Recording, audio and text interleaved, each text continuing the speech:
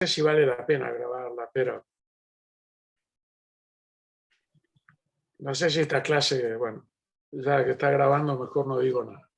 Buenas tardes a todas, y queda prolijamente grabado a la hora que se reproduzca. Y los que vean esta clase de manera externa al grupo que componen los alumnos del posgrado van a dar cuenta de la seriedad del cuerpo docente que tiene esta carrera y el altísimo nivel académico científico que tiene. Bueno, buenas tardes a todos, a todas. Imaginan que después de las tres clases que han tenido, con las dos clases con el profesor Julio César Nefa y la clase del día de ayer con María Henry, que realmente fue una clase para mí de un nivel académico muy alto y de una calidad humana realmente muy difícil de alcanzar o de igualar.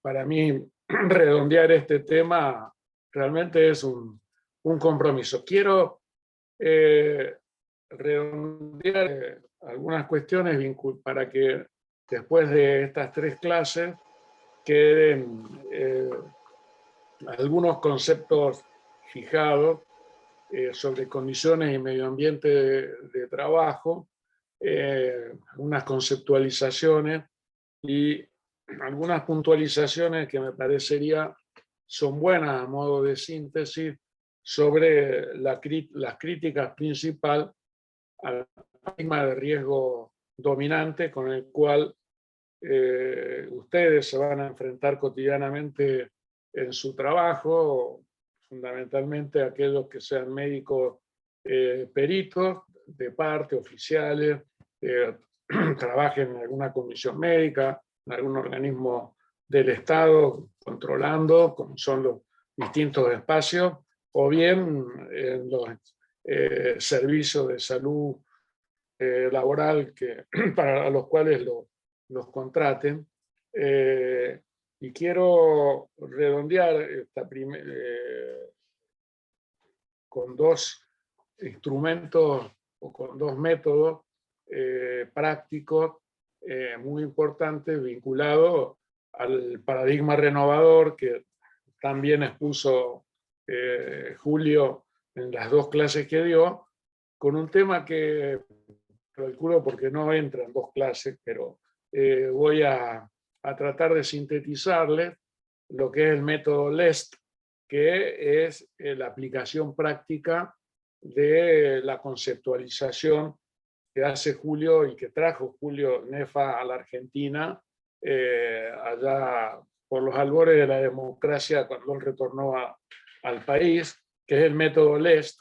Y finalmente quiero terminar compartiendo con ustedes un tema que es sumamente importante y que figura en la reglamentación del sistema de riesgo del trabajo, en las obligaciones que tienen las aseguradoras de riesgo del trabajo, las obligaciones que tienen los integrantes de los servicios de higiene y seguridad y medicina laboral, que es la realización del mapa de riesgo. En realidad yo creo que estas dos cuestiones, el método LEST y la elaboración del mapa de riesgo de la manera que nosotros lo concebimos y está planteado en la legislación, son dos herramientas prácticas de toda esta conceptualización teórica alrededor de condiciones y medio ambiente de trabajo.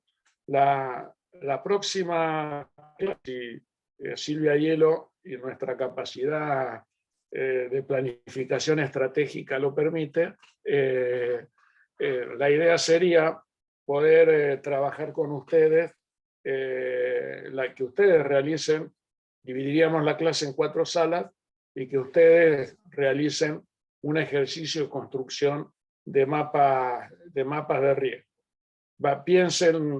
Piénsenlo ahora, tendrían que ser de 4 procesos productivos, sobre todo si ustedes están trabajando en alguno de ellos, y si no, los elegiríamos nosotros al azar en base a otros ejercicios que ya hemos realizado con esta modalidad.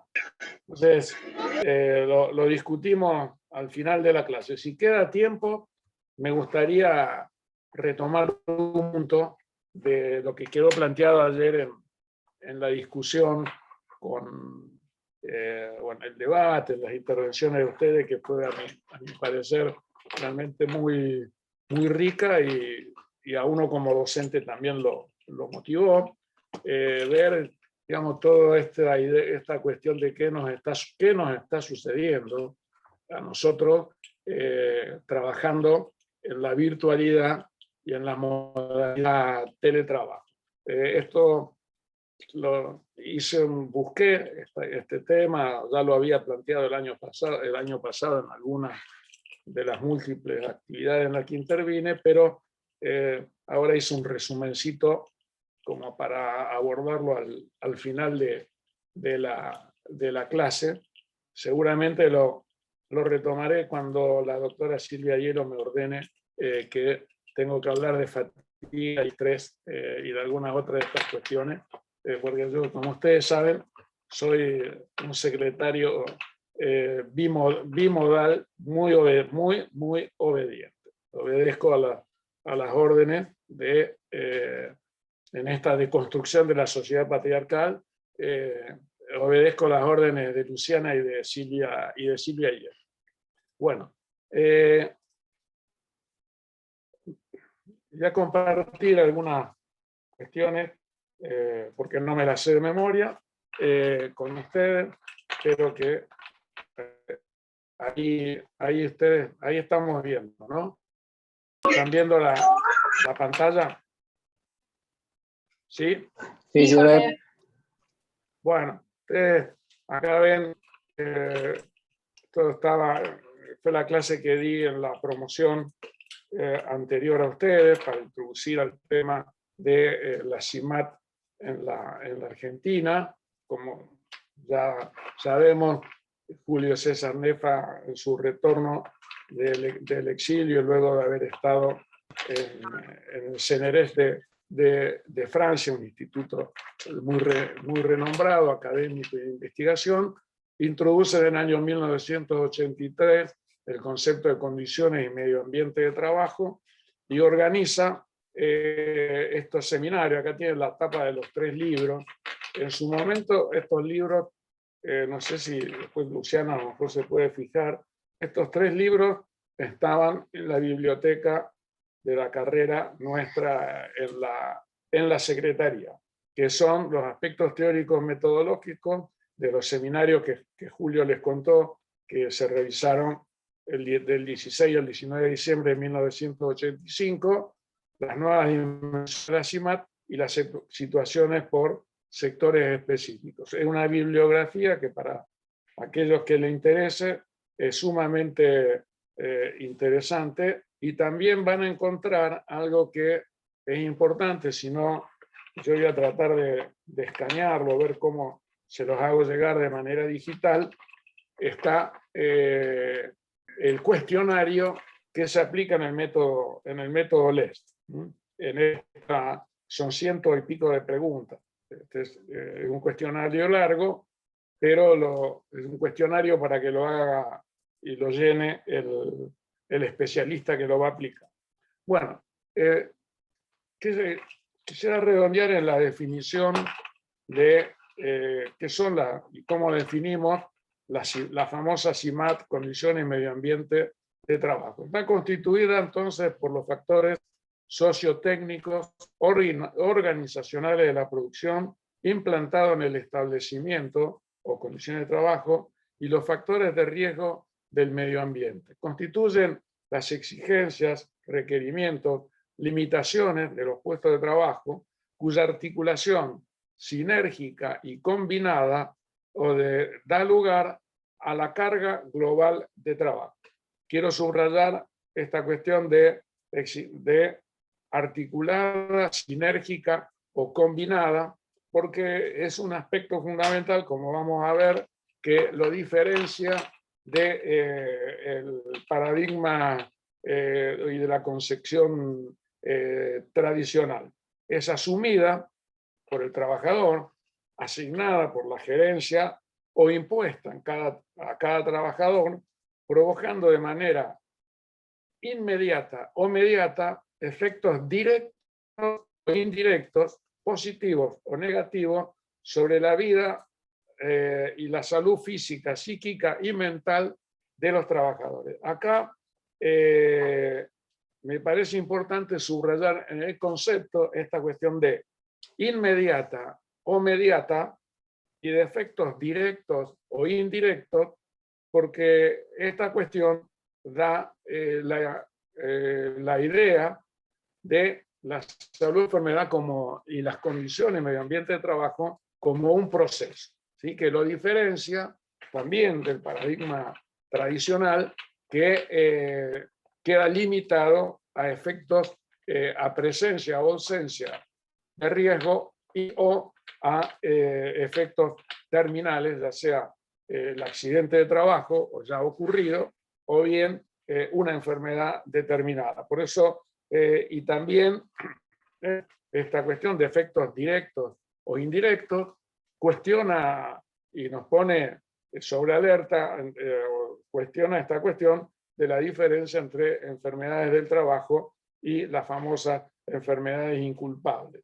Y algo que está trabajado por Óscar Betancourt y por Mariano Noriega, en mucho menor medida he participado, esta cuestión de los efectos positivos y negativos, que en las primeras dos clases que dimos nosotros lo hemos denominado procesos peligrosos y procesos saludables, y esta cuestión de que tienen efecto las condiciones de medio ambiente de trabajo, tanto con la salud física como dos aspectos que son la salud psíquica y mental.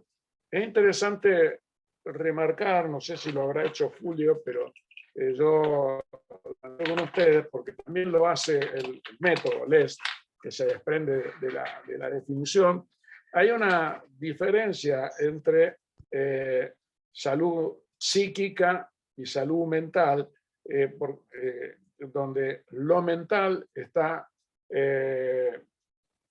cuando esta definición habla de lo mental, hace referencia al conjunto de procesos cognitivos, ¿sí? Diría psicofisiológicos, y lo que tiene que ver con la salud psíquica está en la esfera netamente de lo psicológico, vinculado a todo lo que ustedes ya han visto y seguramente seguiremos viendo, con lo que tiene que ver con el sufrimiento y la psicodinamia del trabajo y lo que planteó en su momento en la clase de la doctora Colovini vinculada a la salud mental desde la visión psicoanalítica, que sería las escuelas dominantes en la Argentina. ¿A qué se denomina y cómo define el método LEST también qué es la carga global de trabajo? Este concepto de carga global de trabajo que nos permite operar sobre la sinergia y la simultaneidad que el conjunto de riesgos y exigencias laborales interactúan con el colectivo de trabajadores. Entonces, la definición dice que es la resultante de diversos factores del medio ambiente de trabajo, riesgos físicos, químicos, biológicos, factores tecnológicos y de seguridad, complementariamente originados en catástrofes naturales, desequilibrio ecológico y de las condiciones de trabajo. Yo creo que también esto de las catástrofes naturales y desequilibrio ecológico amplía el campo limitado del puesto de trabajo para contextualizar el centro laboral, y nos permite también el análisis de aplicar este método y la definición a procesos que se dan en el ámbito rural o también que son importantes de las condiciones de medio ambiente de trabajo, como si tuviésemos la oportunidad de ver los trabajadores de las plataformas petroleras o aquellos que trabajan embarcados en la rama de la pesca de alta mar o en los pozos petrolíferos de la Patagonia, o yo tuve la oportunidad de ver lo que son las estaciones de bombeo y repetidoras de la transportadora de gas del sur y del norte, donde los trabajadores en el medio de la meseta patagónica están también sometidos a estas cuestiones de las condiciones climáticas que lo rodean. También la definición incluye el contenido, la organización del trabajo, la configuración y duración del tiempo de trabajo, los sistemas de remuneración, la ergonomía, la transferencia de tecnología, el modo de gestión de las fuerzas de trabajo, los servicios sociales asistenciales y de bienestar del trabajador y las posibilidades de participar que están determinadas por el proceso de trabajo vigente en la empresa.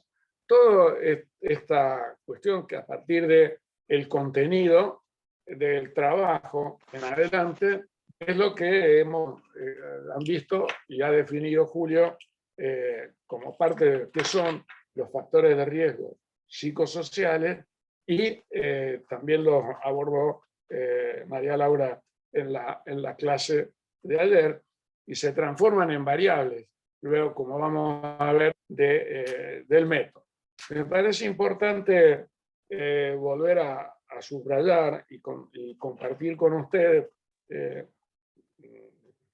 no porque tenga que rellenar tiempo, sino porque me parece importante trabajar siempre en la desnaturalización del riesgo y tener claro de qué manera se articulan dos procesos tan de características diversas como es el proceso de producción, el proceso de trabajo y el proceso salud-enfermedad, y ubicar en el lugar de mediadores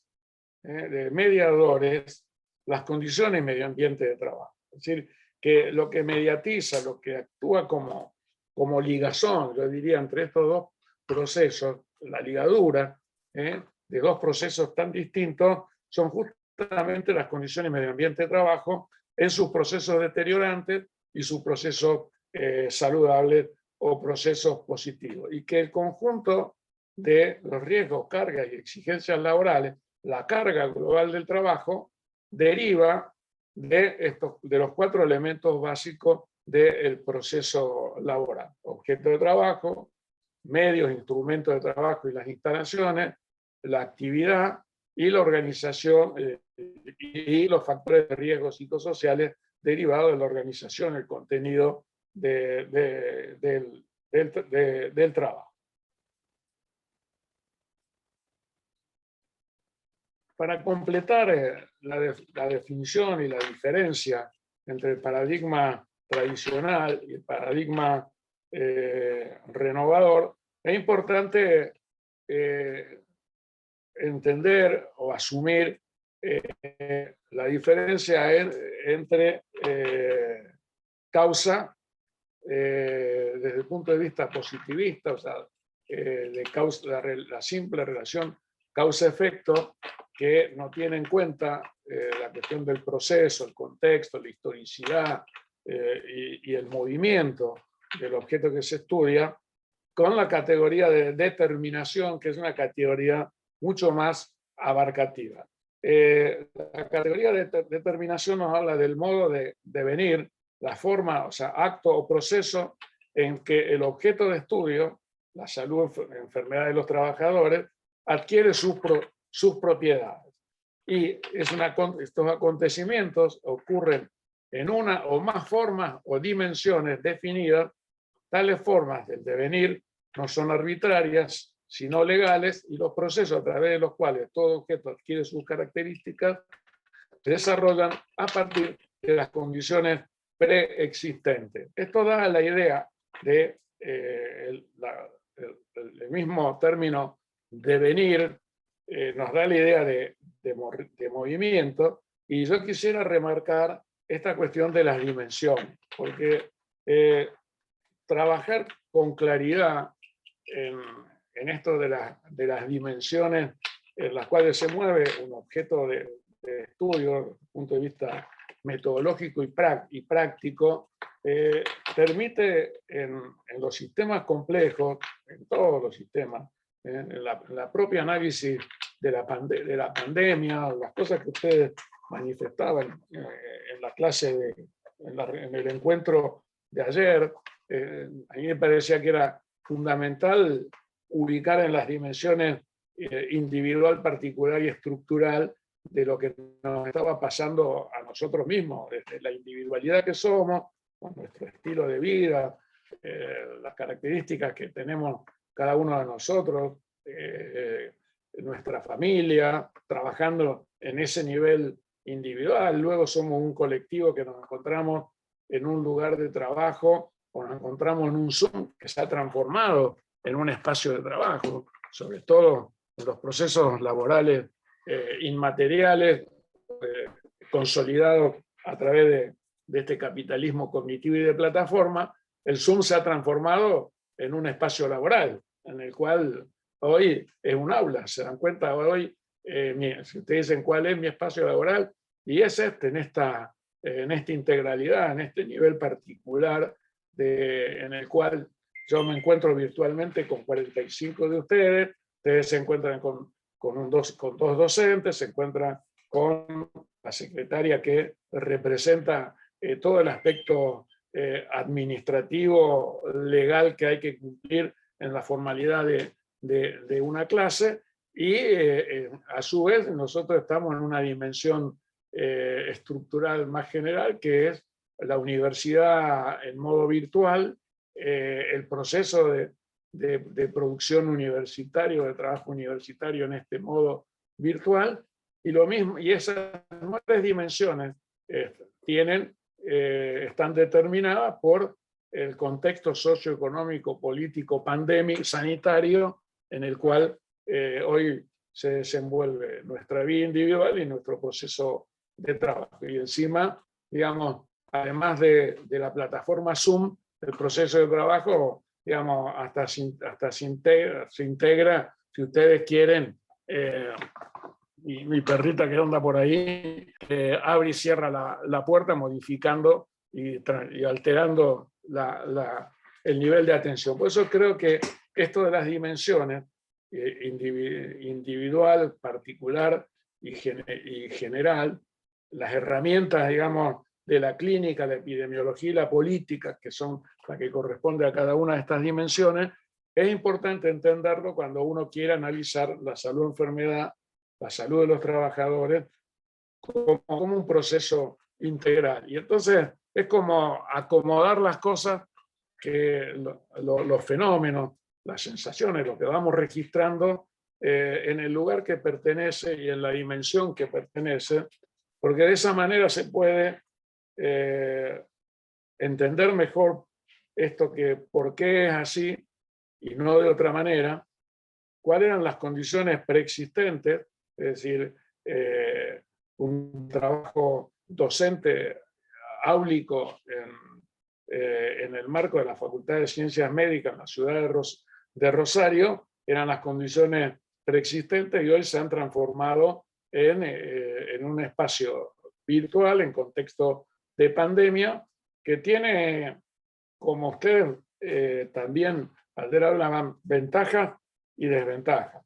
Si la primera desventaja es la imposibilidad de un mayor intercambio humano y de todo el conjunto de sensaciones que un aula da y que la virtualidad no lo tiene, pero tiene la ventaja de que permite que compañeros y compañeros de colegas de Corrientes, de Chaco, de otros lugares, puedan estar participando, y que también no tengamos que ir y venir y trasladarnos en un horario después de una jornada de trabajo que generaba condiciones de trabajo para nosotros mucho más fatigantes que las actuales, y lo mismo uno registraba a ustedes como alumnos. Pero me parece importante que piensen, reflexionemos, trabajemos sobre esta categoría que es determinación, que supera la cuestión de la simple causalidad, y a la hora de elaborar, y digo, ustedes dicen, ¿y esto para qué me sirve? Además de para hacer la tesis y para poder aprobarla, que ya de por sí me parece un objetivo loable, sirve a la hora de elaborar un informe pericial, teniendo en cuenta esto del movimiento y las transformaciones, les va a permitir demostrar de una manera mucho más amplia que si solamente buscan la causa-efecto en el simple listado de enfermedades profesionales.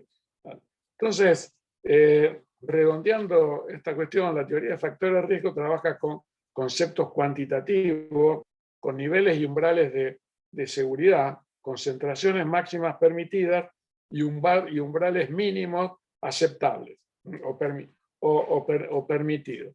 Y esto tiene una limitación que tiene que ver con la cuestión de la determinación y el devenir, porque como vamos a ver, estos conceptos han ido variando a lo largo del tiempo. Fíjense, para 1970 la concentración de monómero de cloruro de vinilo tolerable en el aire de una situación de trabajo era de 100 partículas por millón, promedio diario para una exposición de 40 horas semanales, de acuerdo a la Conferencia Americana de Higienistas Industriales Gubernamentales. Al día de hoy, es decir, la concentración propuesta por la misma agrupación es, fíjense, de 0.1 partículas por millón máxima en cualquier momento de la jornada, y se discute si no debería ser aún más bajo, simplemente 0. Lo mismo ha ocurrido para el tema del amianto.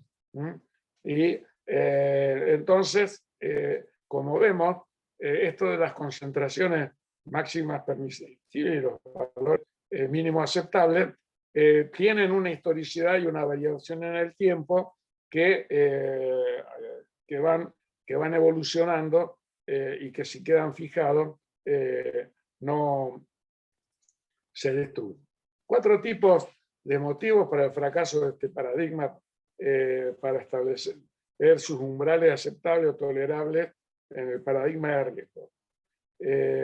El primero de esos motivos es que es un abordaje de carácter terminal y se pierde en el interín el conjunto del proceso. Por eso, si uno está en un servicio de salud laboral y de higiene y seguridad y trabaja juntos, si simplemente espera el efecto terminal, se hace sumamente dificultoso trabajar en la prevención, como ustedes se dan cuenta. Invoca acciones ya en la fase final, cuando los polutores ya han sido utilizados o están por descargarse, y cuando el producto mismo contiene los químicos, los mecanismos terminales de control, eso ya no sirve. El segundo elemento del paradigma es la capacidad de asimilación o descarga aceptable, que también va en contraposición de este concepto que nosotros tenemos de que el paradigma de riesgo tradicional habla de que hay una capacidad individual y de descarga que es aceptable, que es tolerable y que no tiene en cuenta esta cuestión de la bioacumulación. Por eso, fíjense que prácticamente no tenemos cánceres ocupacionales reconocidos en el sistema en el sistema de riesgo de trabajo por esta cuestión de la bioacumulación sobre todo de los contaminantes químicos, o lo que va a ser en el futuro los efectos crónicos del COVID, donde nosotros ya le hemos advertido desde la Intersindical de Salud, de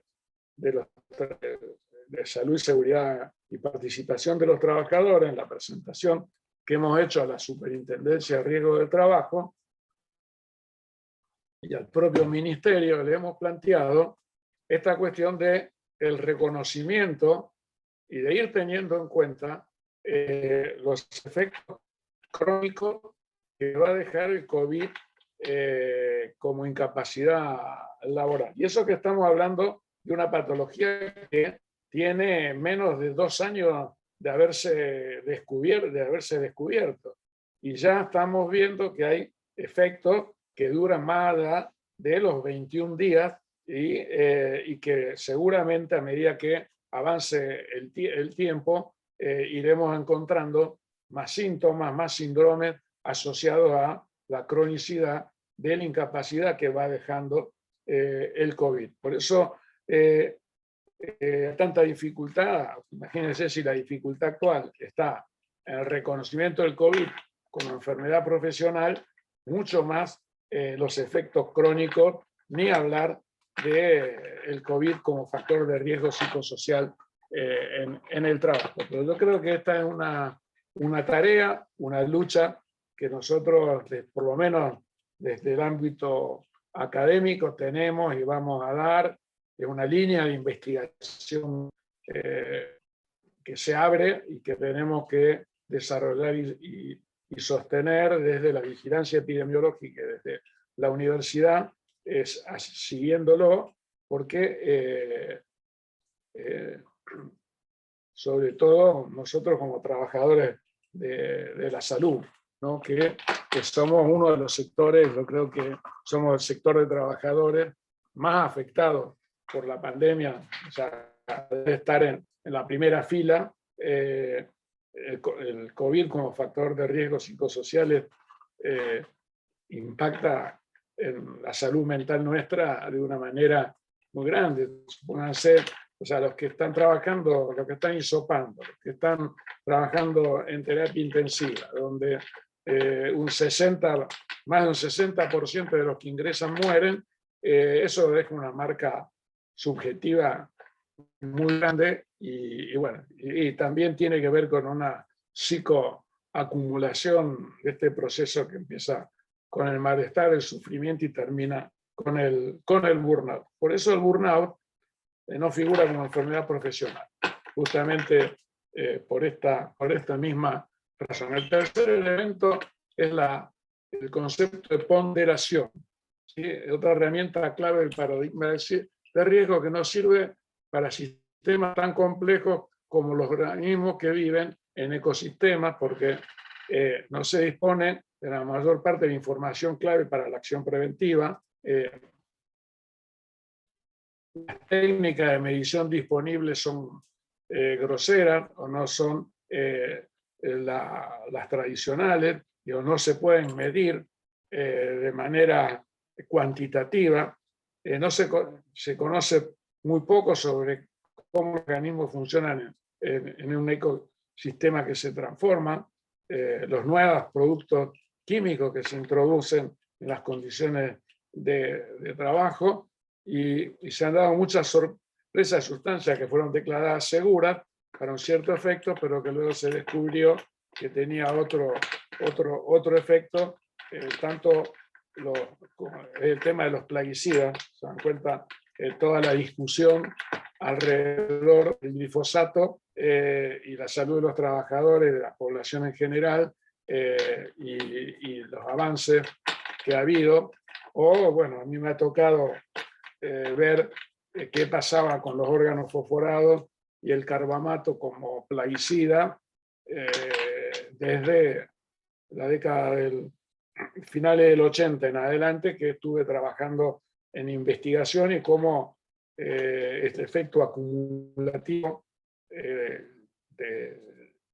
de estos plaguicidas o de los derivados del benceno, ustedes pueden encontrar esta cuestión de la ponderación de riesgo y los tres elementos anteriores cuestionados en la investigación que hicimos con la carrera, el área de salud y trabajo, sobre, con Oscar Betancourt, sobre manifestaciones, alteraciones neuroconductuales de trabajadores expuestos a bajas dosis de solventes en la industria Pauni, que ese fue el lugar que investigamos, y cómo encontramos, con una metodología cual y cuantitativa, manifestaciones neuroconductuales que pasaban desapercibidas en trabajadores expuestos crónicamente a esta cuestión. Y el cuarto y último elemento es el impacto generalizado. En el mejor de los casos, el paradigma de riesgo fue concebido para manejar factores bien definidos, localizados, de corto tiempo de acción, pero la acumulación con esa lógica no impide que se den procesos acumulativos generalizados. Una vez que los impactos ocurren, los sistemas no están orientados ni capacitados para enfrentar. Bueno, esta foto no es de ahora de COVID, sino que fue cuando en Estados Unidos, después del 11 de septiembre de las Torres Gemelas, veían terrorismo bacteriológico con el por todos lados, y bueno, corresponde a esa época la foto. Y por último, entonces, el paradigma tradicional empequeñece la dimensión del trabajador, la medicaliza y mercantiliza las prácticas en materia de salud. Y entonces fíjense a qué queda reducido el trabajador. Siempre está la genialidad de Quino para lograr una síntesis que uno en el desarrollo de una charla no lo puede hacer. Ahí tienen, yo creo que ahí hay una síntesis de lo que viene manifestándole a ustedes. Inclusive la calculadora sintetiza el lamento actual de la Asociación de Clínica y Sanatorio frente a la problemática del diapo y la pandemia. Pero bueno, esto, por favor, Silvia, borralo, que no quede grabado. Bueno, que le hace una mancha más al tigre, ¿no? Cierro paréntesis. Hay un libro muy interesante que, para cuando tengan tiempo, y a aquellos que les gusta la epidemiología, que se llama La ciencia tímida, de Noamar Almeida Filo, un metodólogo que quizás algunos de ustedes, los brasileros, quizás lo conozcan, fue rector de la Universidad de Salvador de Bahía. Ya solamente por eso vale la pena leerlo, por todo lo que implica la cultura bahiana. Pero, ¿qué dice? Que dice que la teoría de riesgo eleva la relación causa-efecto a un principio organizador de toda realidad, asumiendo las causas como fuerzas externas a los objetos y estableciendo presupuestos que empequeñecen o disminuyen la totalidad del objeto de estudio. El causalismo implica un mundo discreto o escindido en causas y efectos, y una realidad donde sus partes, alienadas de cualquier totalidad, se colectan solo linealmente y donde cualquier flujo es mirado desde la lógica formal de las conjunciones. Esto quiere decir que, si desmenuzamos, ¿sí? Quiere decir que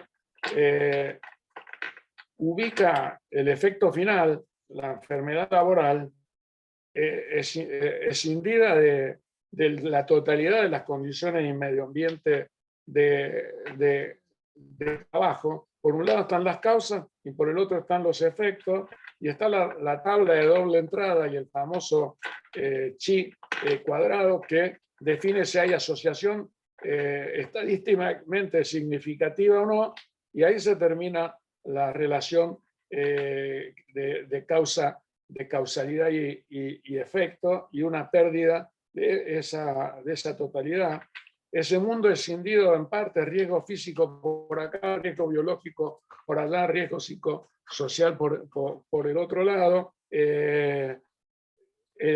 La desarticulación del proceso laboral en su totalidad solamente en un puesto y no la interconexión del conjunto del proceso, también nos muestra en nuestra especificidad lo limitado de ese paradigma y la importancia de tener un pensamiento dialéctico, yo diría, no del nivel tan elevado como las dos clases que nos dio la antropóloga Sabato, ¿no es cierto?, que lo explicó de manera que, bueno, que como lo puede hacer un antropólogo, pero que a nosotros esa herramienta del pensamiento dialéctico nos permite tener una práctica mucho más afectiva. Afectiva también, porque si uno saca la afectividad de lo que hace, en realidad le quita la motivación, le quita todo. O sea, no, si me hace dar la clase, o alguna de las clases de metodología de la doctora Hielo, vamos a ver cómo se construye la imagen del objeto, de acuerdo a un gran profesor y amigo que nos dejó hace un tiempo, que se llamaba El Mundo Granda, que tiene un lindo trabajo que se llama La construcción de la imagen del objeto, y que es como nos terminamos enamorando de lo que estudiamos, de lo que trabajamos, es para entender qué nos pasa con nuestros pacientes, cuando no somos, por qué no nos deshumanizamos trabajando. Creo que nosotros, los trabajadores de la salud, pero bueno, eso lo vemos otro día. Perdonen la digresión. Esta frase, que también está robada al modo de Sayeri y de Charlie a Almeida Filo, que cita a Kuhn, dice que la prevención basada en la epidemiología de los factores de riesgo está gobernada por el tipo de lógica según la cual la temperatura de una habitación es reducida mediante la ubicación del termómetro dentro de un cubo de hielo. ¿Se dan cuenta? O sea, si no entendemos la cuestión del proceso y agarramos y perdemos esa visión, vamos a pretender resolver los problemas de salud o enfermedad, o sea, digamos, llevándolo a lo nuestro. El reduccionismo de todo, si usaba el trabajador los elementos de protección personal o no lo usaba. Y es lo mismo que querer reducir la pandemia a que la gente no usa el barbijo, no mantiene el distanciamiento social, ni usa el alcohol en gel. Y entonces, si nos quedamos en que eso es lo que hace la situación actual de la pandemia y perdemos las tres dimensiones que tiene la pandemia, te dan cuenta, queremos resolver la pandemia metiendo el virus adentro del barbijo, lavándolo con gel y manteniendo, ¿no?, a 2,5 metros de distancia. Por eso es la porosidad que han tenido todos los protocolos, por más estricto y por más estricto que haya sido el intento de cumplir con esos protocolos, ¿sí?, que no han evitado que más de 300.000 trabajadores se infecten en su trabajo, y la cantidad de compañeros trabajadores de la salud que se han infectado o que han fallecido. Y eso que usaban los elementos de protección personal. Entonces, creo que la pandemia viene bien para agarrarse de esta frase y avanzar. Bueno, redondeando esta parte de la clase, ¿qué es el método LEST?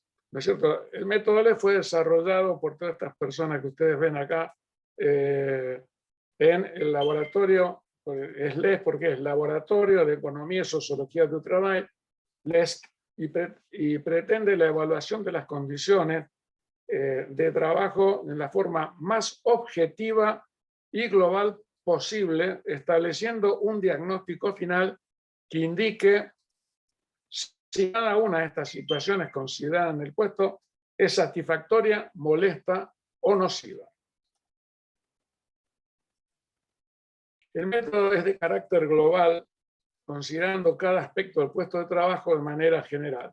Se obtiene en una primera valoración que permite establecer si se requiere un análisis más profundo con métodos específicos. Y esto me parece importante que ustedes lo tengan en cuenta. Es decir, tanto el método LES como cualquier checklist que se utilice para el análisis de las condiciones y medio ambiente de trabajo, la guía de observación ISTAS, que es la que nosotros hemos digitalizado y se la ponemos a ustedes para que la puedan utilizar para tener un chequeo rápido, es un método que luego va a exigir métodos más profundos, pero que permite un primer panorama, un primer diagnóstico y que permite algo que es importante en el primero, o sea, que permite una, ¿cómo les diría? Permite elaborar un programa de prioridades, teniendo en cuenta que, y esto por eso mismo es importante el concepto de proceso, de terminación y demás, que no todo tiene, no todo impacta de la misma manera, no todo tiene el mismo impacto, la misma magnitud, y no todo tiene la misma prioridad para que se resuelva. El objetivo es evaluar el conjunto de factores relativos al contenido del trabajo que pueden tener repercusión tanto sobre la salud como la vida personal de los trabajadores. Los riesgos laborales referentes a la seguridad e higiene en el trabajo, dado que no son contemplados por el método. Para determinar el diagnóstico considera 16 variables en 5 dimensiones. El entorno físico, la carga física, la carga mental, aspectos psicosociales del trabajo y el tiempo de trabajo. O sea, son 16 variables en 5 dimensiones. Algo parecido a el cuestionario para el análisis de los factores de riesgo psicosociales, o algo que les habló Julio Nefa del instrumento que aplican, que hemos aplicado en la investigación del ANSES. La evaluación se basa en las puntuaciones obtenidas para cada una de estas 16 variables. El entorno físico, ambiente térmico, ruido, iluminación y vibraciones. Carga física, carga estática o carga dinámica. Carga mental, apremio del tiempo, complejidad y atención. Se dan cuenta que estas 3 variables de la carga mental, las 3 son de tipo cognitiva. ¿Se dan cuenta? Apremio de tiempo, complejidad y atención. Para graficarlo, creo que todos ustedes han ido a sacar el carnet de conducir. ¿Vieron? La pruebita que les hacen es justamente apremio de tiempo, complejidad y atención. Atención sostenida y atención espontánea. Bueno, parte de esto lo aplicamos en la investigación sobre fatiga y trabajo, pues tuvimos la posibilidad de usar un reactímetro, lo pudimos hacer cuando hicimos el trabajo de fatiga. La dimensión, aspectos psicosociales, iniciativa, estatus social, comunicación, relación con la supervisión y la estructura jerárquica en el trabajo. Y el tiempo de trabajo, cómo son los tiempos de trabajo. Acá lo tienen en otro gráfico. La aplicación del método comienza con la observación de la actividad que desarrolla el trabajador, en la que deberá recogerse los datos necesarios para la evaluación. Siempre tengan en cuenta esto. Siempre empezamos a conocer nuestro objeto de estudio desde lo senso-perceptivo, desde la observación. Esa observación siempre puede ser, es espontánea, entramos y se dan cuenta que la primera observación, la observación espontánea para quien no trabaja en ese lugar, permite, de acuerdo a la capacidad que cada uno de nosotros tengamos como observadores, siempre uno capta como es senso perceptiva aquello que más lo impresiona o aquello que lo motivó a uno a ir a observar, ¿sí? La mirada está sesgada por esta cuestión. La segunda mirada, una mirada no espontánea, sino una mirada planificada, con una guía de observación, con un instrumento con la guía, con un checklist, permite una observación mucho más global del proceso de trabajo, porque uno va observando presencia o ausencia de los elementos que componen el conjunto de las condiciones y medio ambiente de trabajo. Entonces, tengan en cuenta esta cuestión, o sea que antes de aplicar el instrumento, la necesidad de la observación. En general, para la toma de datos objetivos será necesaria la utilización de un instrumental adecuado, o sea, una vez que aplicamos el método y una vez que encontramos qué es lo negativo del conjunto, vamos a lo que son lo que hace tradicionalmente la higiene y seguridad en el trabajo, que es la limitación que tiene justamente los servicios de higiene y seguridad tradicional y los métodos tradicionales y el ejercicio tradicional de la seguridad e higiene en el trabajo. O sea, utilizan un sonómetro para medir ruido, un cronómetro para medir tiempo, un luxómetro para medir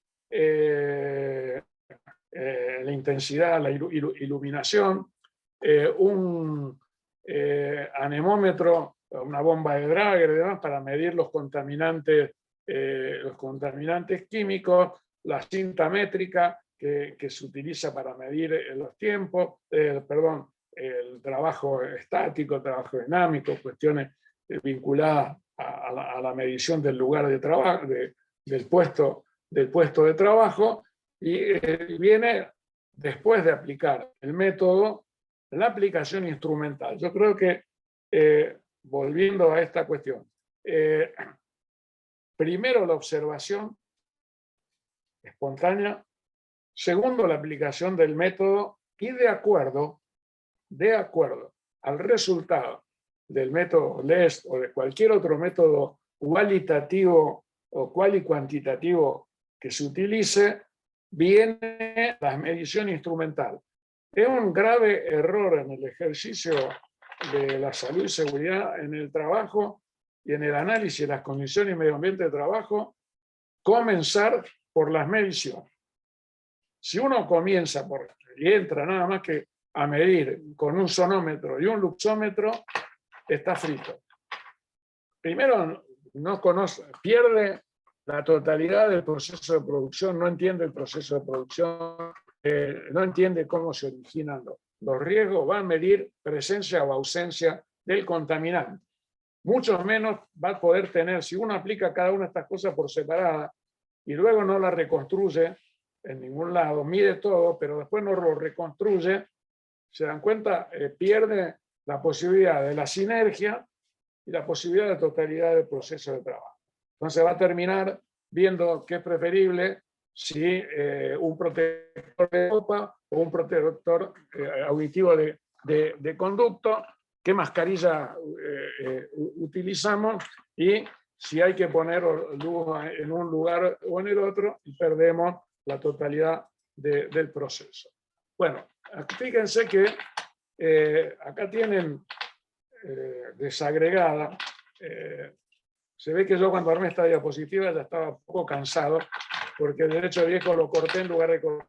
Se dan cuenta, ¿no? Que este corte y pegue que hice da un escándalo, digamos.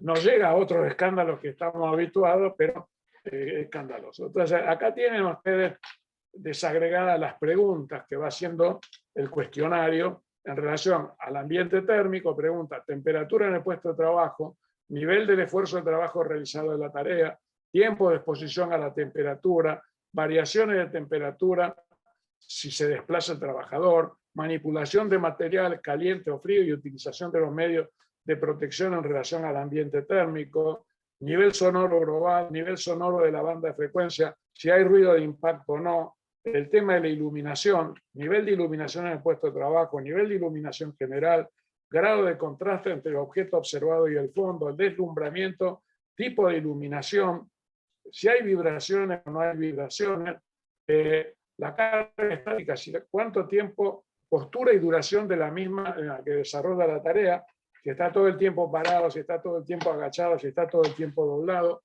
la dinámica, cuál es el gasto en kilocalorías día que le genera el movimiento, la variedad de acuerdo al sexo, género, ¿sí? En cuanto a la carga mental, fíjense, apremio del tiempo, trabajo repetitivo, el modo de remuneración, salario fijo, prima, trabajo en cadena o no, acuérdense de Fordismo y Taylorismo, número de pausas durante la jornada. Antes de la era de la computación, había un puesto de trabajo que era el del cronometrado. ¿Saben a qué se dedicaba y a qué se dedicaba un higienista en el trabajo? Con un cronómetro iba cronometrando la cantidad de pausas y de actividad que realizaba un trabajador y iba rellenando una palilla y luego hacía un cálculo exponencial, manual, para ver este tipo de trabajo. Eso fue desapareciendo con las nuevas cuestiones y los nuevos métodos de trabajo. Obligación de recuperar o no de los retrasos, ¿sí? Apremio de tiempo, además de los referentes al trabajo repetitivo, posibilidad de ausentarse del puesto de trabajo, posibilidad de tener la máquina, complejidad y rapidez, o sea, la duración media de cada una de las operaciones. Todo esto tiene que ver con la ergonomía. Ya lo vamos a ver y lo van a ver ustedes con los ergónomos, que esto forma parte también de los estudios ergonómicos del trabajo.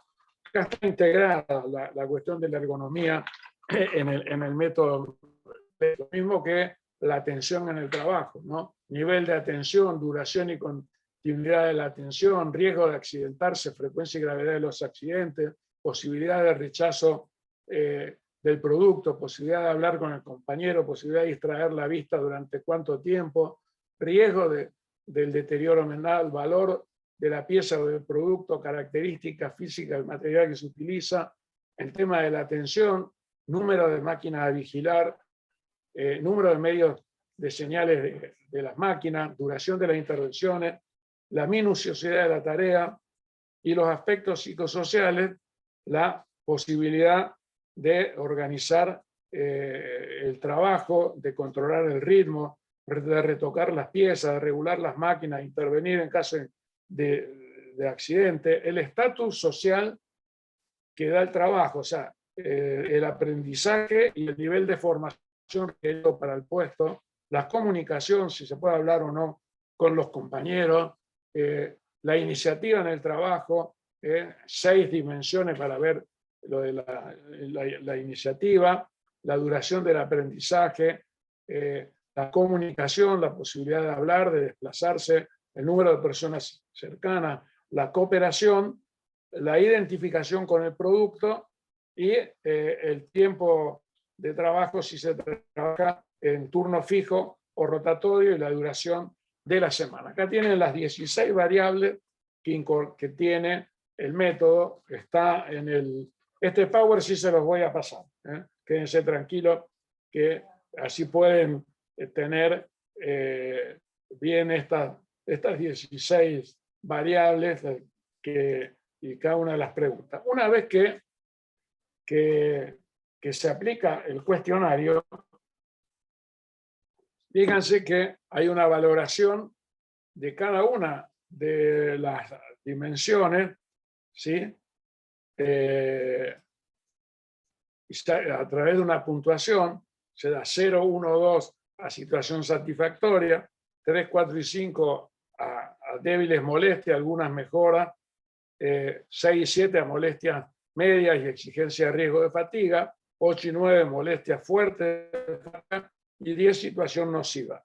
Y luego eso se lleva a un histograma que nos da una evaluación cuantitativa de cada una de las 5 dimensiones del método LES. Bueno, para tranquilidad de todos ustedes, esto antes había que hacerlo manual, ¿sí?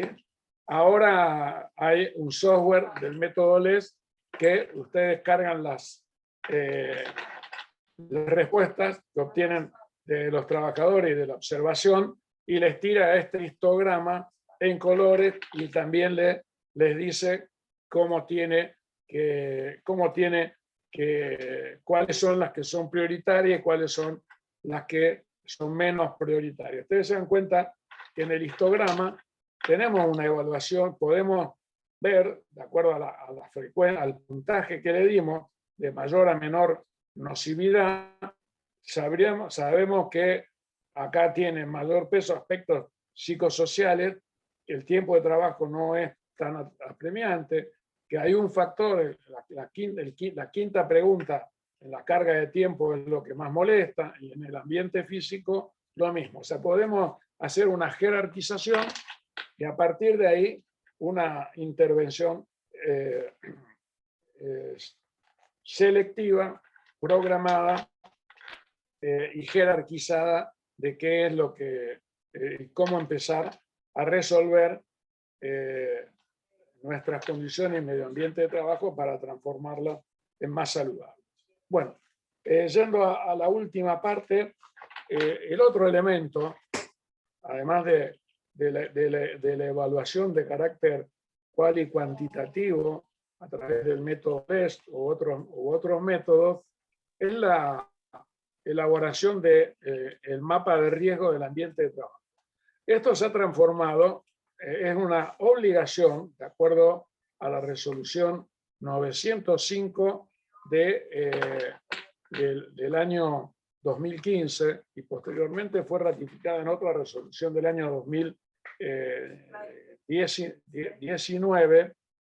En esta resolución está sintetizada la cuestión del mapa de riesgo y todo lo que tiene que contener, que ya estaba en el decreto 1338 del año 96 y en la resolución 37 del año 2010 y toma aspectos y lo supera de los decretos 658 y 659 del año 96. Pero esto del mapa de riesgo está en la resolución 905 que fue ratificada y medio recortada en el 2019. ¿Qué es el mapa de riesgo? El mapa de riesgo de cada área de trabajo es una representación gráfica y acá por eso van a tener que trabajar y es importante la observación y la experiencia que ustedes hagan, que sintetiza los elementos recogidos en una encuesta colectiva u otro. Esto se aplica en el método nuestro o el método modificado el modelo obrero italiano, que expresa por lo tanto la experiencia de los trabajadores en su área y jerarquización de los principales problemas de las condiciones de medio ambiente de trabajo. Y es además un instrumento visible para todos y permite graficar y representar las condiciones y medio ambiente de trabajo. Construye desde la perspectiva de la participación, de los trabajadores, permite una reapropiación del control y el conocimiento del proceso de producción.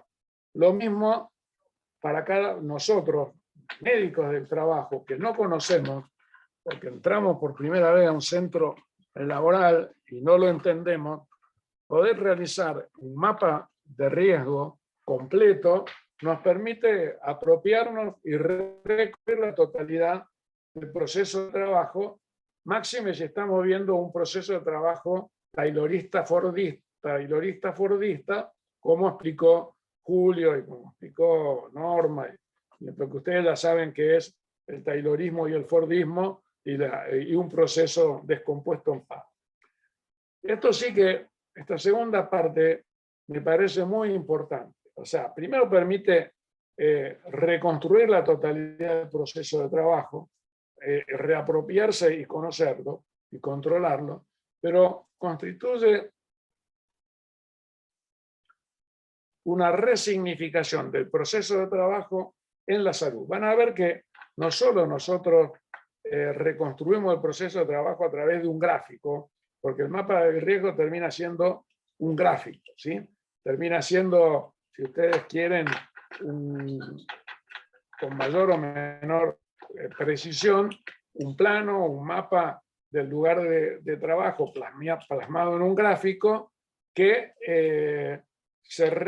reconstruye la totalidad del proceso y que uno va ubicando el conjunto de riesgos, cargas y exigencias laborales en cada uno de los lugares de ese proceso reconstruido. Por eso es una resignificación del proceso de trabajo en función de la salud y no un simple plano o mapa. Es indispensable para la prevención porque rompe y reconstruye la ideología defensiva del oficio.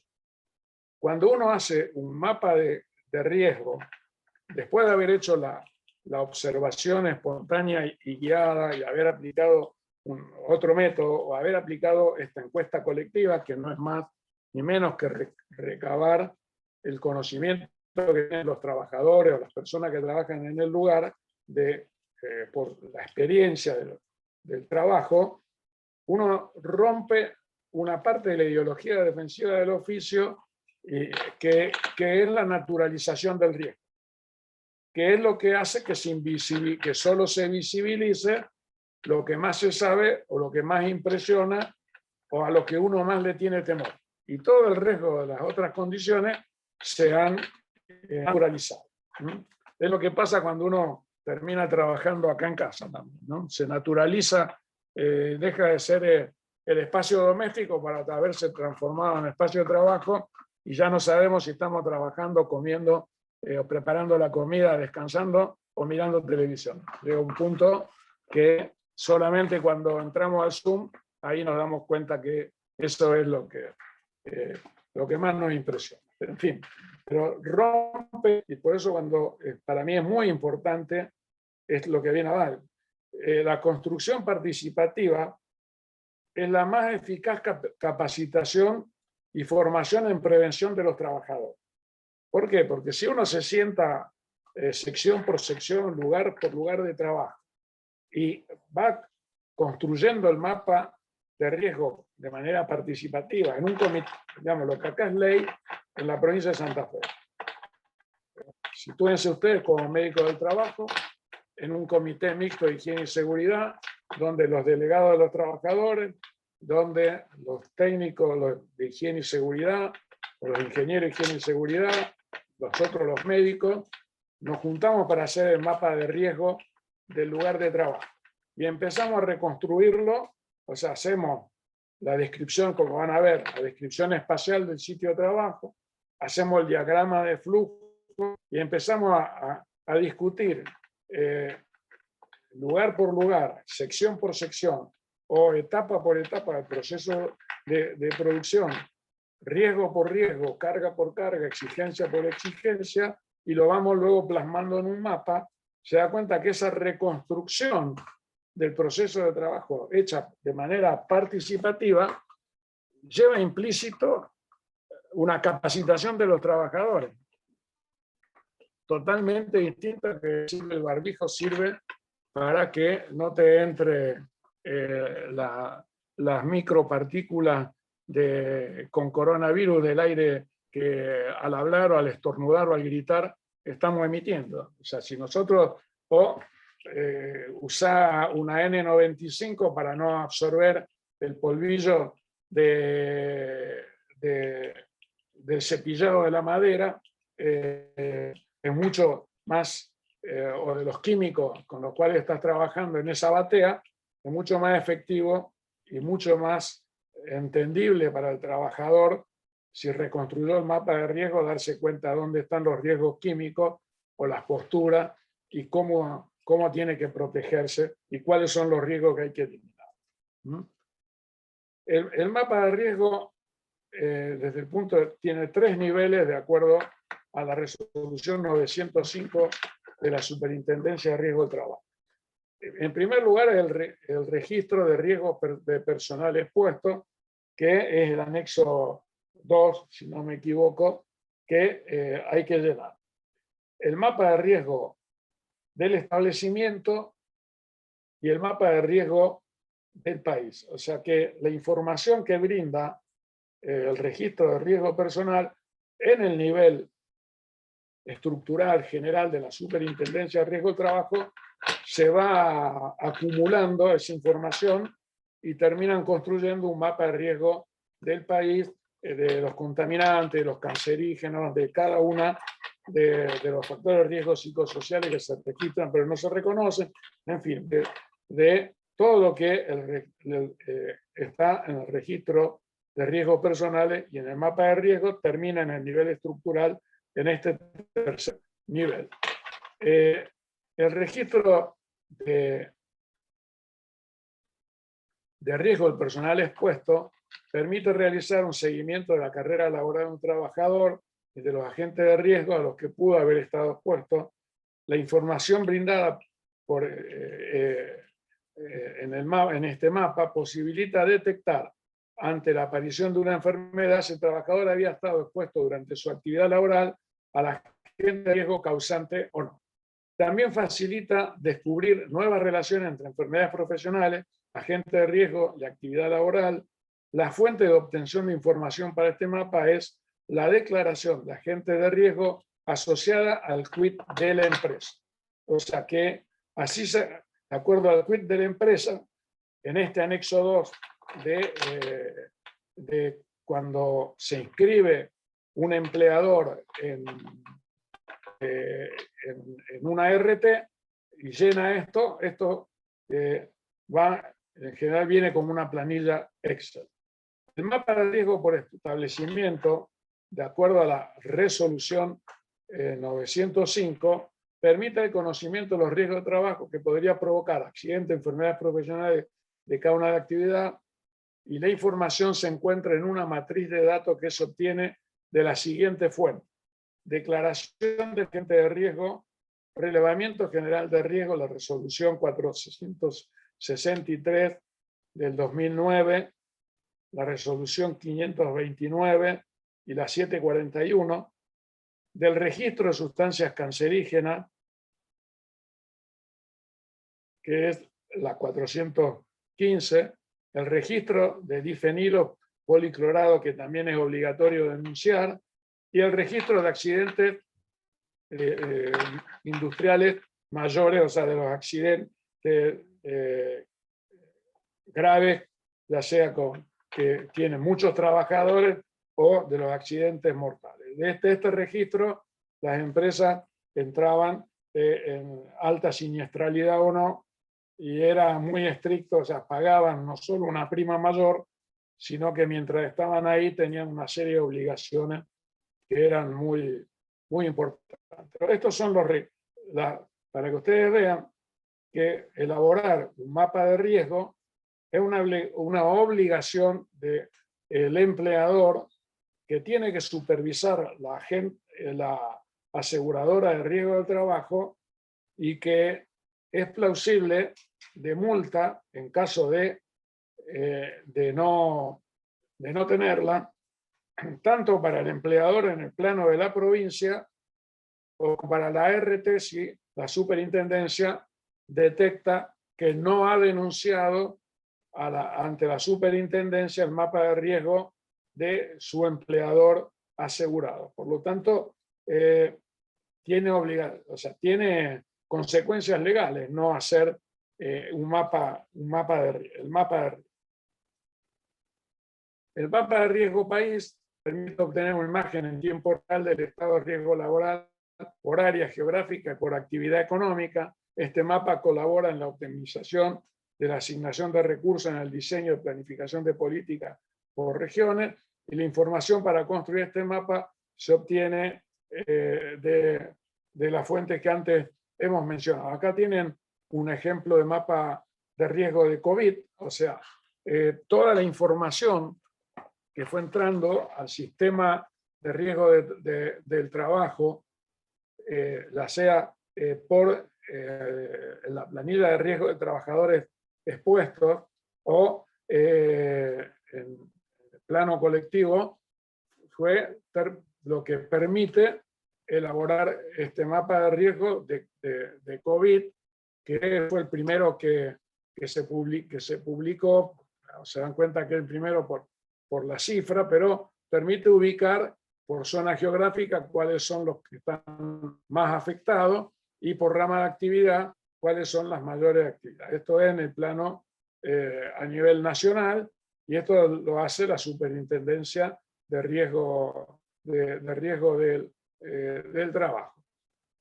Entre paréntesis, esto debería tener un acceso, de acuerdo a la ley de publicidad de los datos oficiales, deberíamos todos tener acceso a esta fuente de datos, pero solo tenemos acceso cuando se publican los informes.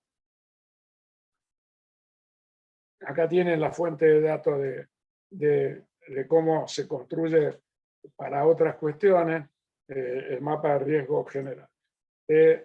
¿Cómo se hace un mapa de riesgo para terminar? Lo primero que hay que hacer es la descripción espacial del sitio de trabajo, el plano, ¿sí? Acá el dibujito dice que hay un colectivo de trabajadores, póngale Comité Mixto de Higiene y Seguridad, de Salud y Seguridad en el Trabajo, que se sienta a hacer el mapa de riesgo. Descripción espacial del sitio de trabajo. Diagrama de bloques, o sea, los grandes bloques de actividades, y el flujograma del proceso desde que empieza, cuál es la primera actividad, es decir, desde que llega la materia prima, cómo llega, cómo se almacena, hasta cómo sale el producto final y cómo se distribuye. Es decir, paso por paso, actividad por actividad. El diagrama de bloques son los grandes bloques de actividades. Fíjense, o sea, en el trabajo nuestro, el diagrama de bloque así, a grosso modo, sería atención de paciente, relación con los instrumentos de trabajo, tarea administrativa del trabajo de cuidado, el bloque de ingreso y egreso al sitio de trabajo. Serían 4 grandes bloques del trabajo, o sea, la atención directa sobre el paciente, las actividades de carácter administrativo y las actividades vinculadas al instrumental, los medicamentos, todo lo que utilizamos para intervenir sobre. Eso sería un diagrama de bloque muy esquemático. Y el diagrama de flujo es actividad por actividad, desde que empieza hasta que termina un ciclo completo del trabajo. Acá tienen ustedes lo que sería un mapa de riesgo de acuerdo al modelo IAS, del Instituto Argentino de Seguridad, y esto es una descripción espacial, ustedes ven, del lugar de trabajo, con las distintas con los distintos puestos de trabajo, la plancha de atraque, el panel de control, el tanque de una industria química, ¿sí? El panel de control, la telemetría, los transformadores eléctricos, las escaleras, acá tienen una caldera, otra escalera, y ¿por qué les decía yo que era una resignificación? Hacemos la descripción espacial del centro de trabajo y fíjense en el mapa que se va ubicando, acá tienen abajo los símbolos de cada uno de los riesgos. Hay distintas simbologías. Yo les diría, hay dos grandes simbologías para hacer un mapa de riesgo. Esta es la que recomienda el IAS, con cada uno de los riesgos. Acá riesgo eléctrico, riesgo de incendio, temperatura, posibilidad de caída, riesgo respiratorio, contacto con sustancias químicas, uso de elemento personal, el ruido, gases, ¿sí? Son todos los síntomas. Entonces ustedes, ¿qué ven? Que en esta planchada de atraque, donde llega evidentemente la materia prima, ¿qué hay? Hay riesgo de accidente en la escalera, riesgo de accidente en la planchada, posibilidad de caída de objetos por este símbolo, riesgo de contacto directo con la materia prima, que es un contaminante químico, en los tanques de combustible, riesgo de incendio, ¿sí? Y de escape de los gases. En el tanque químico, la posibilidad de los derrames y el contacto con la sustancia química, el riesgo de caída, la posibilidad de incendio, el riesgo eléctrico en el transformador, la posibilidad de que quede atrapada en esta cinta transportadora las manos. Se dan cuenta cómo de la observación de la planta queda resignificado totalmente, y uno puede, en un primer golpe de vista, ubicar cada uno de los riesgos, de dónde se originan, y si uno le da un tamaño a estos símbolos, cuál es la magnitud que tiene ese riesgo en cada uno de los lugares. Y el mapa nos da una idea de la totalidad de las condiciones y medio ambiente de trabajo existente, y uno acá puede hablar de la sinergia que tiene el polvo, la sustancia química,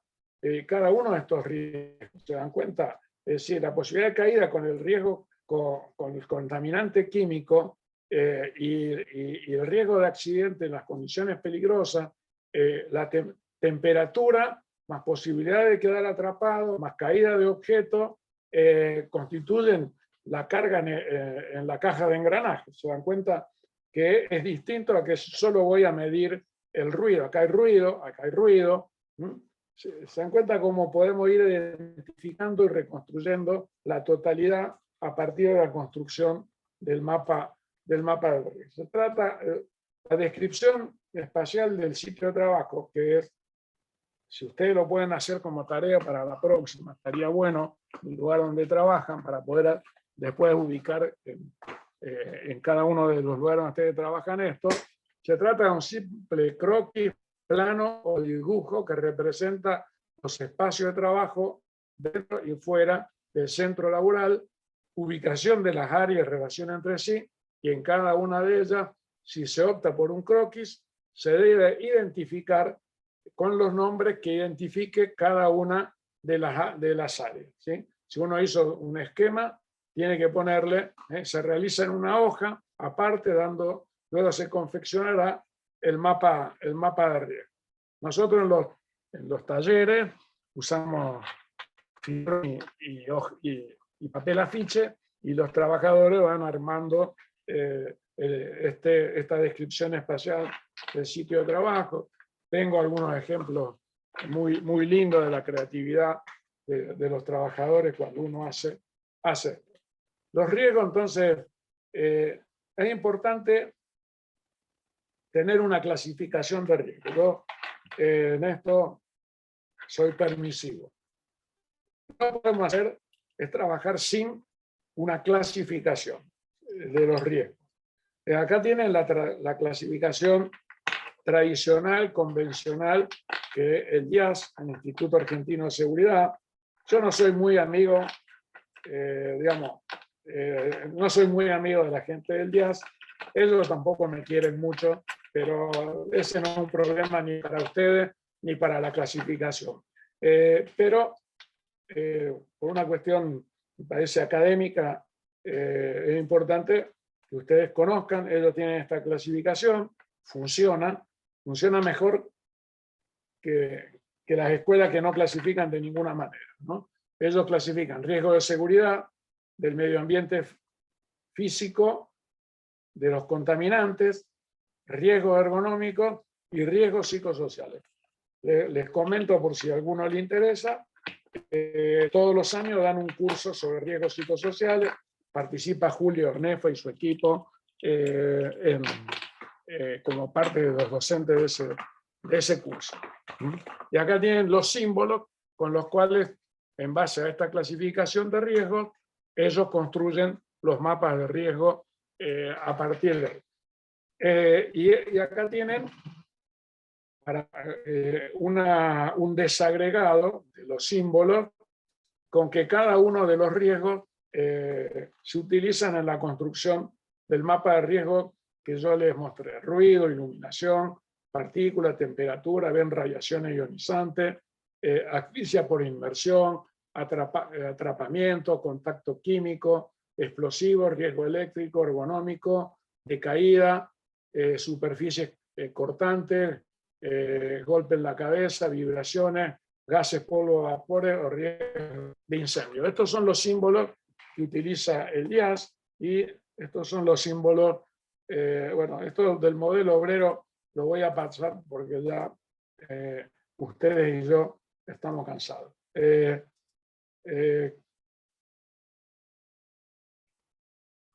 Nosotros usamos otra clasificación de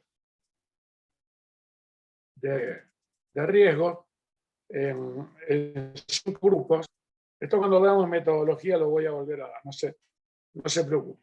Riesgos físicos, que lo simbolizamos, y esto sí lo paso porque cuando hagan el ejercicio pueden usar cualquiera de las dos clasificaciones. O sea, para hacer el ejercicio, ustedes elijan usar o la clasificación y los símbolos del IAS o esta clasificación que nosotros usamos, que es más simplificada y que para el trabajo con los trabajadores resulta más simple.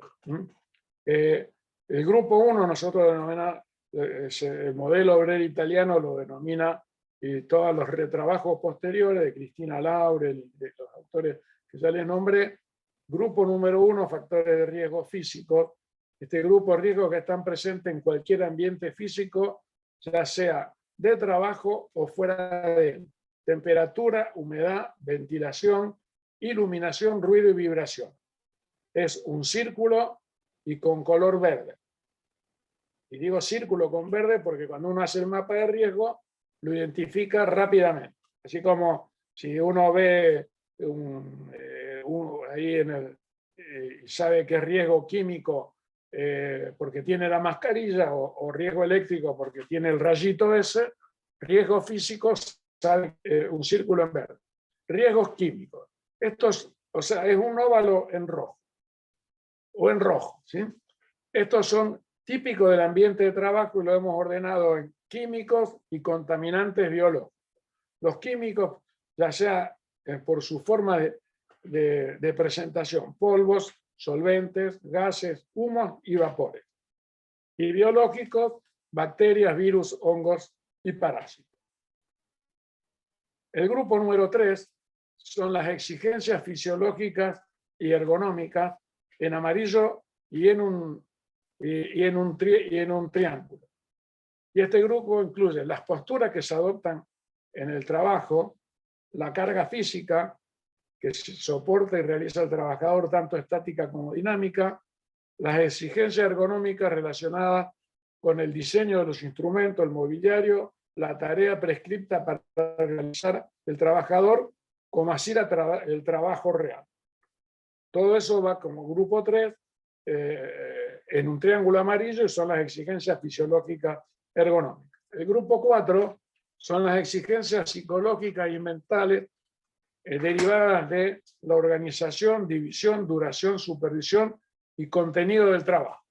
¿Sí? Son los famosos factores de riesgo psicosociales. Y el quinto grupo, que es importante, son el grupo 5, que va en un hexágono. El grupo 4 en azul y un cuadrado. Y el grupo 5, un hexágono en negro, o la figura geométrica que más le gusta. Si no le gusta un hexágono, pero que no sea ni un círculo, ni un óvalo, ni un triángulo, ni un cuadrado, y que esté en negro, que son las condiciones de peligrosidad que generan los accidentes de trabajo. O sea, el riesgo o las condiciones preexistentes que facilitan la posibilidad de un accidente. Ejemplo de poner el grupo 5 en un mapa de riesgo, en una escalera en la cual haya que subir y bajar estando mojada y sin baranda. O sea que lo más probable es que alguien se resbale y se caiga, ¿sí? O estar podando árboles, como uno ve todos los días acá en la localidad de Pueblo Ester, sin estar con un arnés amarrado a algún lugar para no caerse. Y, en fin, una vez que se ha completado el mapa de riesgo, ¿sí? ¿Qué es lo que se hace? O sea, ¿para qué sirve un mapa de riesgo? Para terminar. Primero para analizar, identificar los peligros, determinar los riesgos, estimar el nivel, la clasificación y la situación básica inicial o diagnóstico. Esto es muy importante desde el punto de vista de la reglamentación. Ténganlo en cuenta esto. ¿Por qué?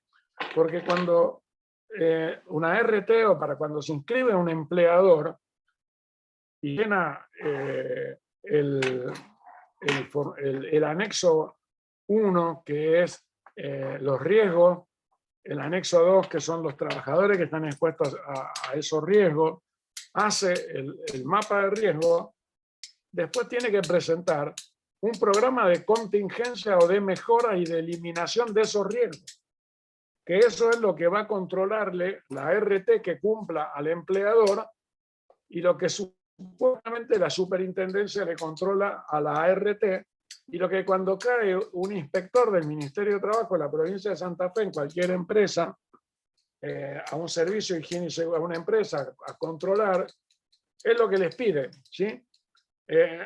O sea, que le den los anexos, que le den el diagnóstico inicial y el plan de contingencia. Se dan cuenta que esto tiene una utilidad práctica muy concreta, y establecer los índices de riesgo si uno lo ha hecho.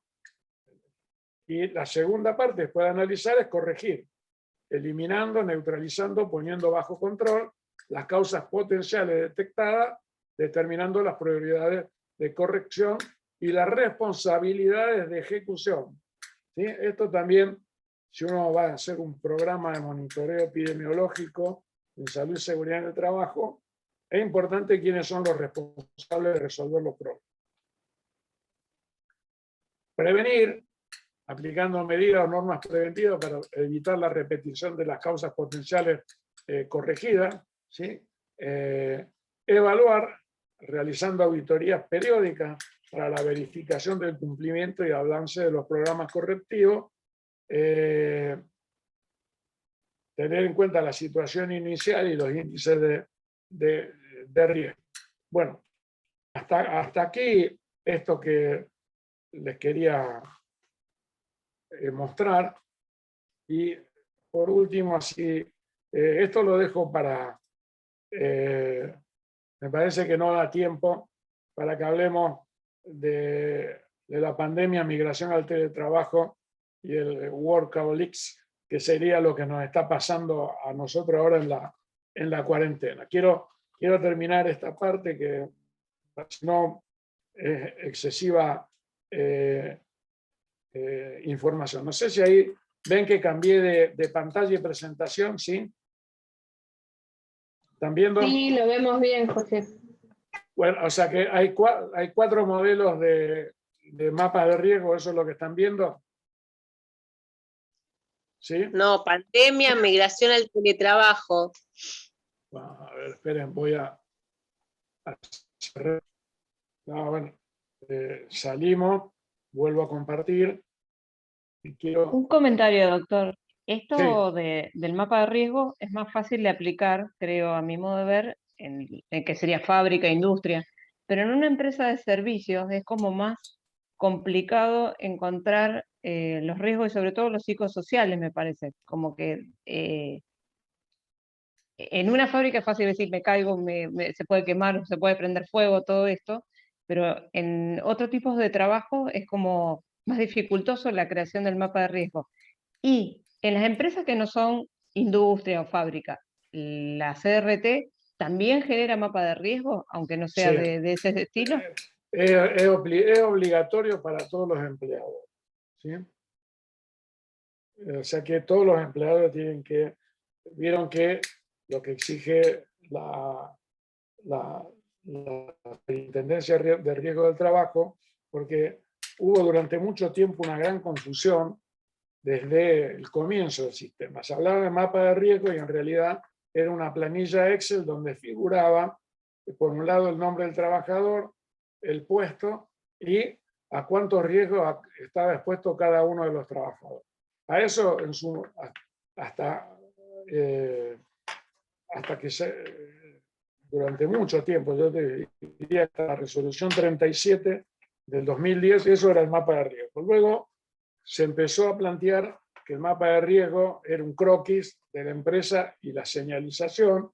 Y bueno, nosotros cuando llegamos en el 2012-2013, trabajamos muchísimo ese tema, primero al interior de la superintendencia, con todos los expertos, luego con la gente de las ART, y luego con los programas nacionales de prevención armando de riesgo, y logramos imponer esto de el diagrama de flujo y la descripción espacial como obligatoria. Pero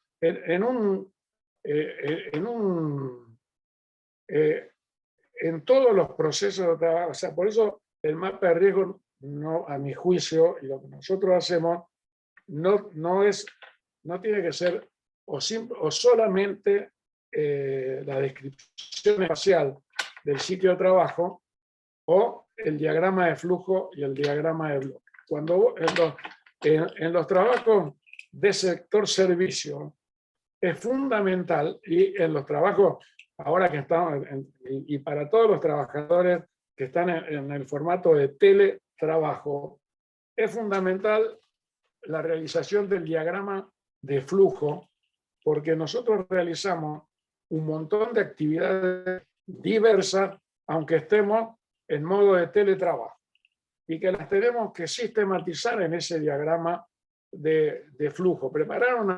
O sea, esta clase me requirió a mí que en mi diagrama de flujo fue 1, búsqueda de la información; 2, selección de la información a compartir; 3, preparar el PowerPoint; 4, corrección de la ortografía del PowerPoint; 5, tarea no lograda, por supuesto, porque siempre error de ortografía me han descubierto miles, así que ahí yo le pongo dislexia, disgrafia y sigo para adelante.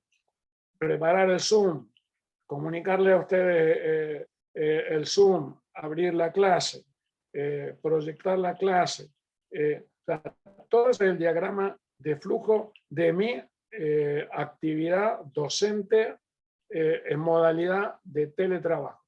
Pero luego eso yo le tengo que poner una flecha que se relaciona con la tarea de Luciana, que es toda la tarea administrativa que ella realiza para que esta clase se pueda dar, porque el diagrama de flujo de Luciana, ¿cuál es? O sea, recibir de Cohen el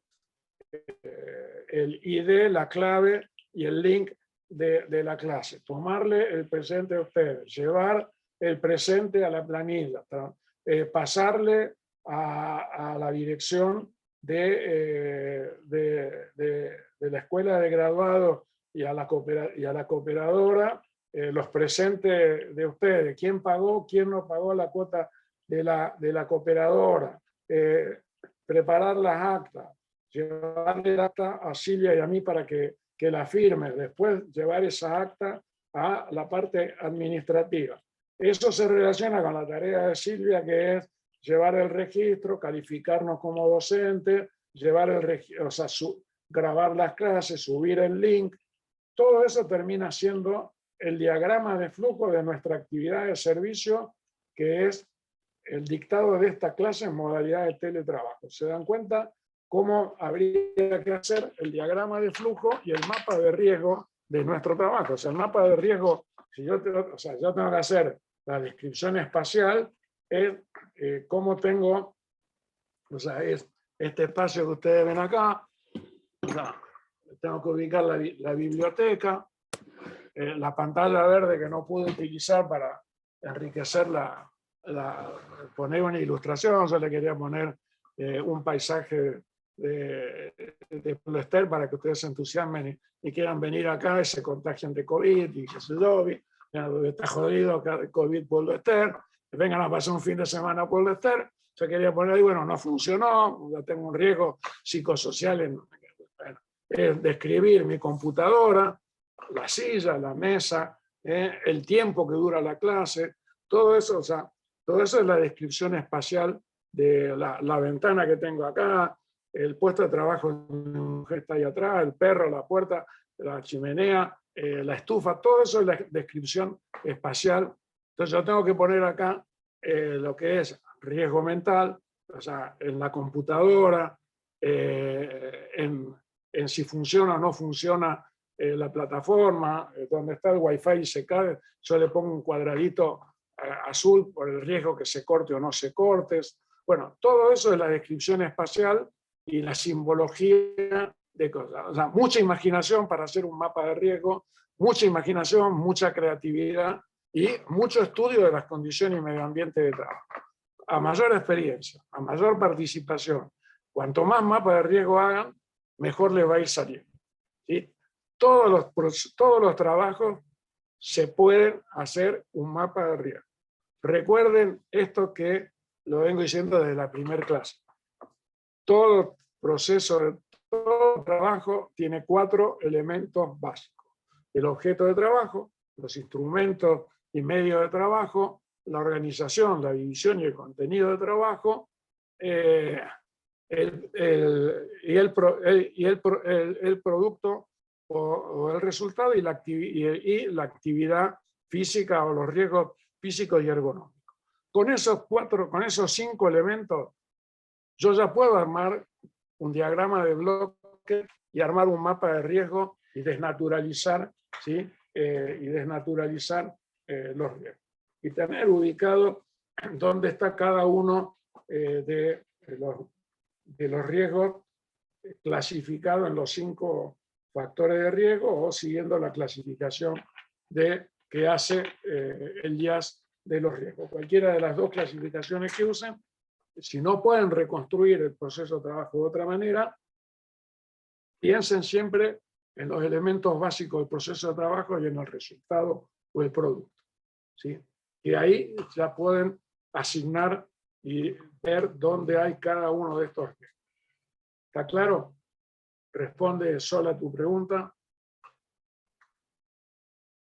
Bueno, quería mostrarle, a ver si sale ahora. Espero que sí, para terminar, porque es la próxima tarea. Ahora sí, ahí está. Esto voy a necesitar la ayuda de mi hija, porque yo solo no lo sé hacer. Acá tienen, el Google tiene una cosita ahí donde tienen ustedes los cuadraditos del Google, que son 9. Hay una herramienta que se llama Jamboard, que nos va a permitir trabajar a cada grupo el mapa de riesgo. Esto lo hicimos en un curso que dimos el año pasado sobre APS y salud de los trabajadores, y elaboramos había como 100, más o menos, dividimos en 25 en 4, y acá tienen 4 mapas de riesgo distintos hechos como trabajo práctico en ese curso. Fíjense que acá ven el puntero, o sea, donde está nada más que la foto, ¿se dan cuenta? O sea, no pude reconstruir el proceso de trabajo en enfermería nada más que de esta foto, pero sí pude en la foto ubicar cada uno de los riesgos, o sea, puesto de trabajo enfermería, el enfermero, el paciente, y se ve que está sacando sangre. Entonces, todo lo que observo, cómo lo observo de manera distinta a la observación simple de la actividad de sacar sangre. Yo no tengo que empezar a identificar en esa foto cada uno de los riesgos. Entonces acá fíjense que ya qué postura tiene. Se puede contaminar. O sea, ¿cuál es la fuente de contaminación? Por acá alguien descubrió que había cables pelados y le puso riesgo eléctrico. Posibilidad de accidentarse sobre el riesgo químico. ¿Se dan cuenta? Otra postura, o sea, el mueble inadecuado, posibilidad de accidente, riesgo químico. Acá veo que hay un riesgo físico, puede ser, y acá aclararon que era mala ventilación. Entonces, yo veo que acá hay un riesgo físico. ¿Qué es lo que predomina? Predominan 3 cosas en este mapa de riesgo. En primer lugar, la contaminación, el riesgo, la contaminación biológica, la carga mental, ¿se dan cuenta? Entre el paciente y el trabajador, carga mental del conjunto de riesgos psicofísicos, y riesgo ergonómico. En menor medida, el riesgo físico, y es importante la posibilidad de accidente vinculada al riesgo químico y vinculada también al riesgo ergonómico, porque fíjense cómo se superpone en la foto el accidente con el riesgo ergonómico y el riesgo químico. ¿Se dan cuenta la sinergia? Bueno, eso es lo que ustedes tienen que lograr, y digamos, si ustedes logran algo parecido a esto, yo apruebo la clase, y si no, la tengo que volver a repetir. Para, digamos,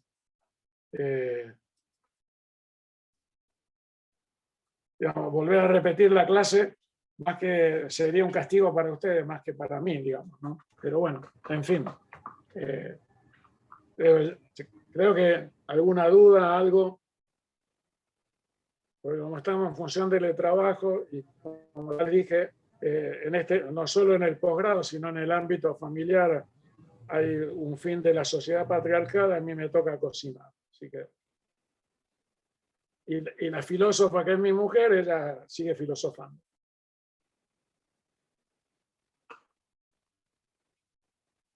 No, hace otras tareas domésticas también. Así que, a ver si está acá. No, se fue para otro ámbito. Bueno, ¿alguna pregunta?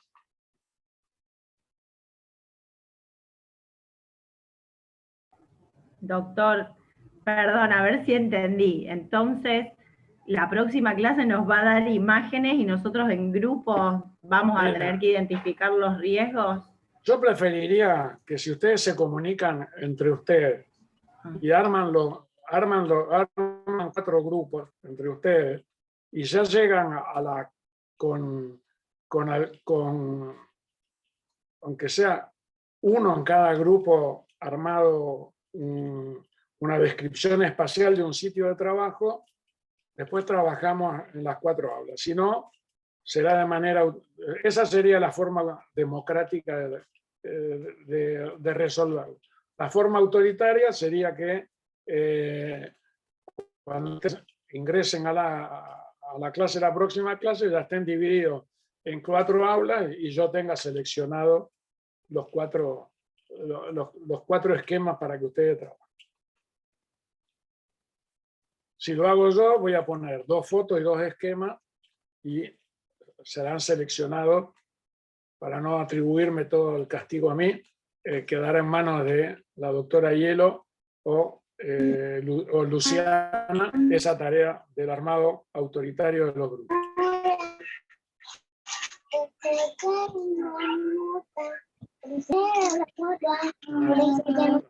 Se ve que el bebé de Tania tiene ganas de participar de la clase. Eso tiene, bueno, ustedes se dan cuenta que, aunque sea de forma del teletrabajo, la afectividad circula lo mismo, y uno que es especialista en cuestionar todo, también puede cuestionar esta cuestión de que no hay vínculo en el modo de enseñanza virtual. Y nada, a mí la participación del bebé Tania me enterneció, me llegó. La clase de María Laura me parece una clase cargada de afectividad, digamos, sea como sea, estemos vinculados, esa cuestión de afectividad, empatía o rechazo, porque más de uno me estará puteando, obviamente, por lo que digo, porque el reconocimiento del 100% de todos nunca lo logramos, pero bueno, de alguna manera impacta en el otro y el otro de alguna manera impactará en nosotros.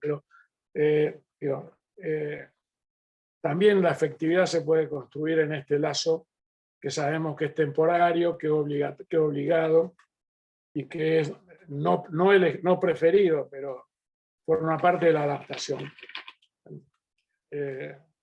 Muchas cosas de nuestra socialización nos vienen impuestas y luchamos para ello en el devenir de nuestras vidas. Así que esta ha sido una más y es el momento histórico que les toca a ustedes. Ya les tocará otros momentos históricos como me tocaron a mí, y quedará inscrito en la biografía de ustedes y de cada uno de nosotros.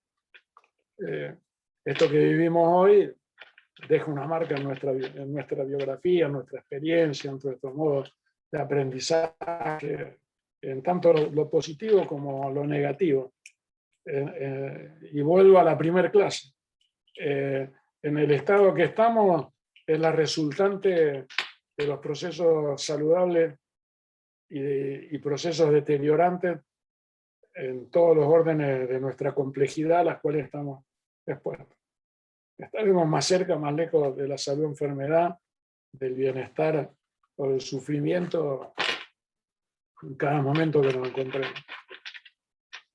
Bueno, si no hay ninguna pregunta más, ustedes se organizan, comuníquense, tienen canales entre ustedes, si no los tienen, créenlo, para eso estamos, desarrollen creatividad, no esperen todo servido, sean sujetos activos de su propio aprendizaje, y que es saludable, es muy saludable, y sorpréndannos la clase que viene, con mucho gusto, y bueno, a cocinar y a preparar alguna comida rica con lo que tengamos en la heladera.